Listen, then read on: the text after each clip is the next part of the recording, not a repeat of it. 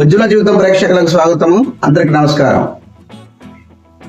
Friends, ఈరోజు 76వ స్వతంత్ర దినోత్సవ సందర్భంగా భారతదేశం అమృతోత్సవాలను 75 సంవత్సరాలు ముగించుకుని అమృతోత్సవాలను జరుపుకుంటున్న ఈ సమయంలో భారత రాజ్యాంగాన్ని గురించిన సింహావలోకనం చేసుకుందాం.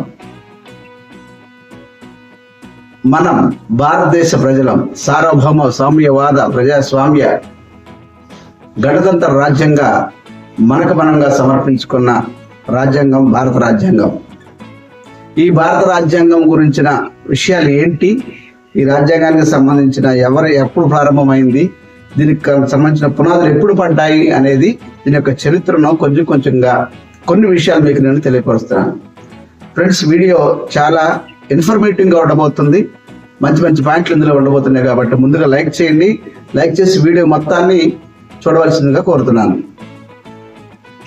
1858లో మొదటి భారత చట్టాన్ని బ్రిటిష్ ప్రభుత్వం తీసుకొచ్చింది. ఈ చట్టంలో భారతీయులకు ఎలాంటి ప్రాధాన్యత 19లో మళ్ళా భారత ప్రభుత్వ చట్టాన్ని తీసుకొచ్చింది. 1924లో రాజ్యాంగ సభను ఏర్పాటు చేయాలని స్వరాజ్ పార్టీ ప్రతిపాదించింది.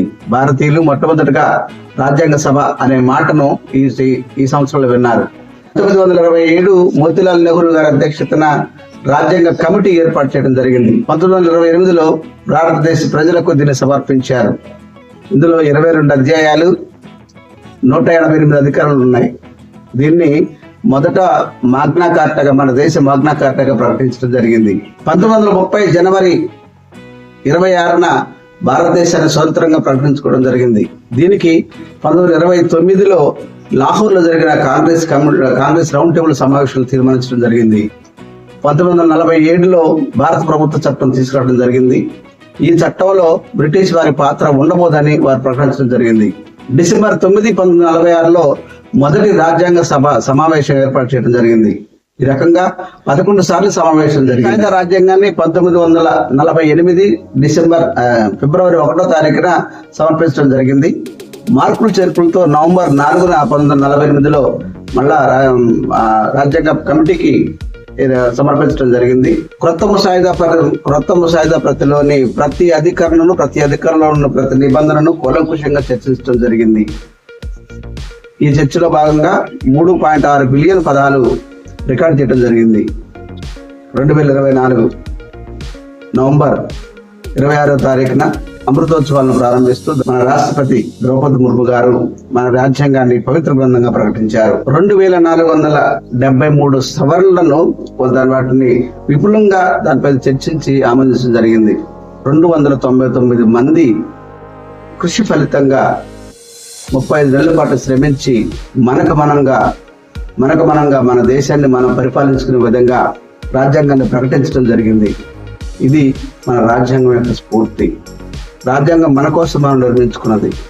అందరికీ సమానత్వం హక్కు, భావ ప్రకటన హక్కు, ఇలాంటివన్నీ కూడా మన ప్రియాంబుల్లో పీఠికలో చేర్చుకోవడం జరిగింది. రాజ్యాంగ పీఠిక రాజ్యాంగం యొక్క గుండెకాయగా చెప్పబడుతుంది. రాజ్యాంగం స్ఫూర్తితో భారతదేశం 75 ఏళ్లుగా ఎంతో పరిణమిస్తూ వస్తూ ఉంది. భారతదేశాన్ని పరిపాలించుకోవడానికి మనంగా రాసుకున్న గ్రంథం పవిత్రమైన గ్రంథంగా ప్రకటిస్తూ అమృతోత్సవాలు 75 సంవత్సరాల అమృతోత్సవాలు, డైమండ్ జూబ్లీని ఘనంగా నిర్వహించి ఎన్నో సమావేశాలు నిర్వహించి రాజ్యాంగంపై కూలంకుషంగా చర్చించుకున్నారు. సో ఇదా భారతదేశం యొక్క సార్వభౌమ ప్రజాస్వామ్య గణతంత్ర రాజ్యంగా ప్రకటించుకున్న సందర్భంగా మీ అందరికీ భారతదేశ రాజ్యాంగం యొక్క అమృతోత్సవాల ముగింపుగా మీ అందరికి శుభాకాంక్షలు తెలియజేస్తూ మరొక వీడియోతో మళ్ళీ కలుసుకుందాం. Thank you.